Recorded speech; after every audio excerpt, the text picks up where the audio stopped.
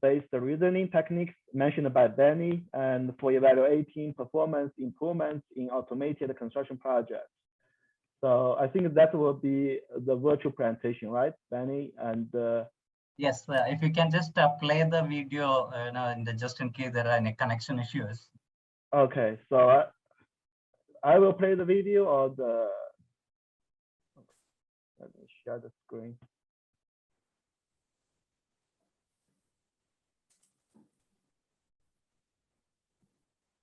You see, I was searching the course. So here.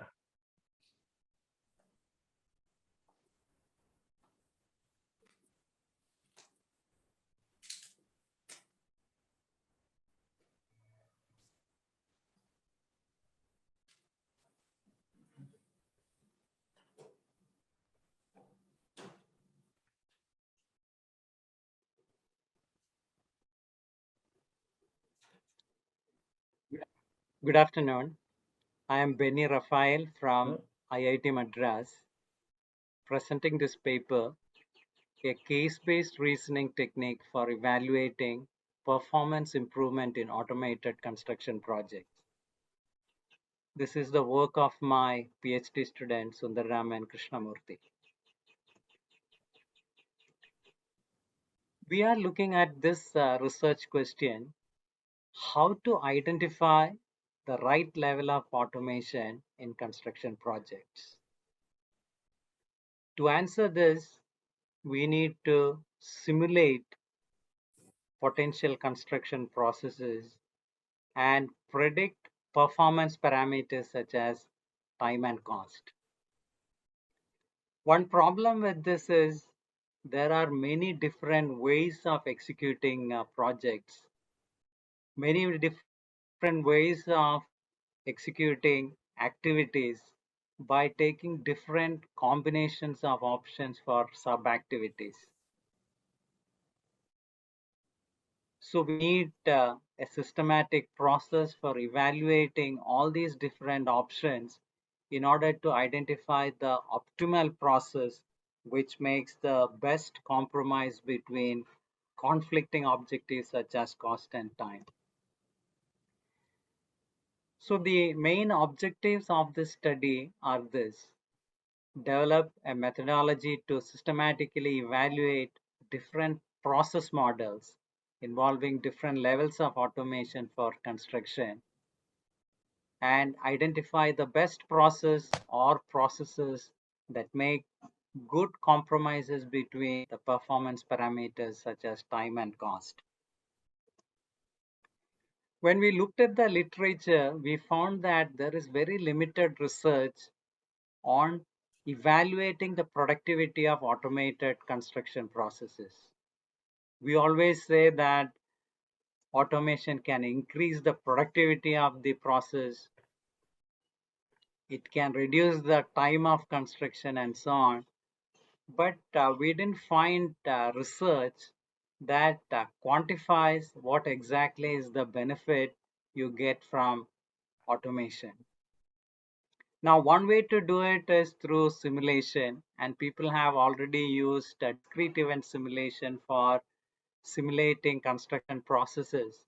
But existing discrete event simulation models are based on static process models in which the structure of the process is fixed a priori. You create the fixed process having a fixed structure, simulate it, and you know what is the time taken for the process. But for this particular problem, where we want to explore different modeling possibilities, different possibilities for executing a project, we will not be able to use the existing DES tools because the process model has to be fixed in such tools. So we are now looking at how we can automatically generate multiple processes automatically and evaluate them using discrete event simulations. So we have come up with this system architecture, which is primarily based on the concept of case-based reasoning. At the very heart, we have a case base containing processes which are compiled from previous projects. And now, given a new process, we look into the case base, look at what processes are applicable for this particular problem, and we develop solutions for execution. And a key idea here is the concept of model composition. Model composition is a concept that has been developed from computer science in the 1990s, and people have used it for model-based diagnosis, system identification, and so on.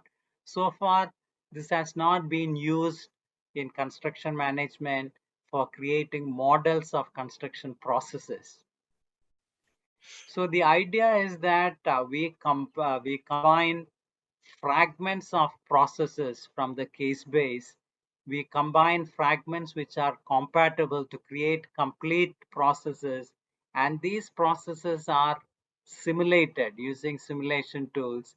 So you, for example, using discrete event simulation, so you get information about the performance of the process, for example, the time and cost, and which can be used in a multi-objective framework to identify the best process.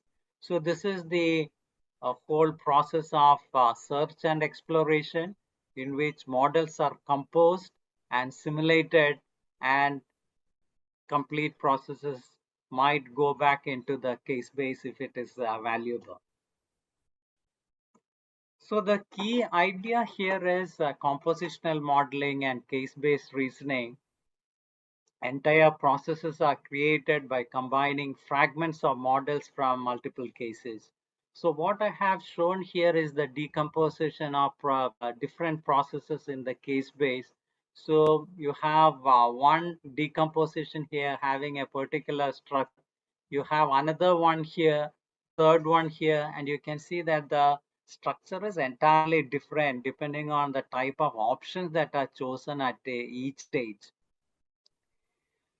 So this is not a conventional parametric optimization problem where the number of parameters are fixed and the number of variables are fixed, and you just need to find values for the variables. Here, we need to identify entire processes having completely different structure through selection. So the process works by combining fragments. So you might take this fragment from this case, let's say this fragment from this case, and combine all these together, provided they are compatible, satisfying the constraints of compatibility, and you generate complete processes which are simulated.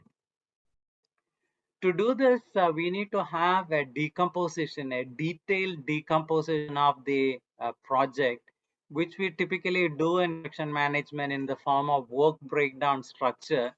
But here we need to develop a work breakdown structure at very fine levels of details. It has to be decomposed right into very basic activities, into what are called as therbligs. The idea of therbligs has been used in the manufacturing industry, in industrial engineering, to simulate different ways in which people perform tasks in factories. So they have identified some basic therbligs. 18 are listed here. This may not be entirely applicable for the construction industry. We might need more, so some of these may not be relevant. But the concept is that once we have identified basic activities, you can create composite activities by combining these activities, and we will be able to create process fragments by combining these basic activities, and these data from multiple cases might be reused using this level of decomposition. To take an example of RCC frame construction, involves construction of the column and the beam. And the column construction involves number of activities: steel reinforcement assembly, the main reinforcement, the stirrups, and then transporting, and there are many other activities. Similarly, for concreting, you have number of activities: mix preparation, transporting to location, concrete pouring, compacting, and so on. Now, if you expand this further, here is a more detailed decomposition showing all the different options that are possible at each stage. For example, cutting a rebar. There are many ways in which you can do this. We can manually cut it using a handheld plier of type 1 or type 2, or using an electromechanical device, or a hydraulic rebar cutter, or a circular saw. For concrete pouring, similarly, there are many options. You can use a wheelbarrow, or you can use a mini truck, mixer of type 1, type 2, and so on. So what we see from this example is that even for routine construction activities, millions of possible modes of execution exist. If you take 8 options for formwork, 8 for cutting rebar, 4 for bending rebar, transporting, mixing, transporting concrete, pouring concrete, and so on, you end up with a large number of activities. You can easily get millions of possible combinations. So what I want to conclude from this example is that there are millions of possibilities even for simple activities in construction. People are not aware that this is a combinatorial problem involving such large number of combination, and we need systematic search and exploration strategies for identifying optimal.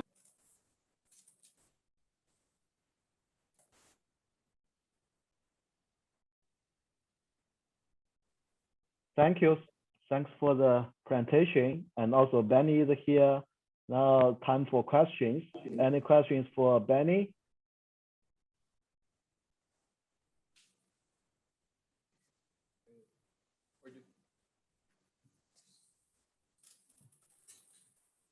Yeah, we have 2 questions. Okay. Thanks for the talk. It was very interesting.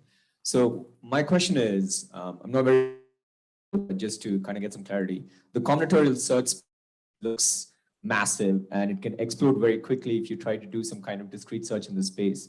How amenable is the space to use some kind of deep RL style techniques which are used to finding processes or paths in explosive combinatorial search spaces where you can seed it with 1 or 2 reference processes, and then you can actually learn how these things can adapt based on inputs?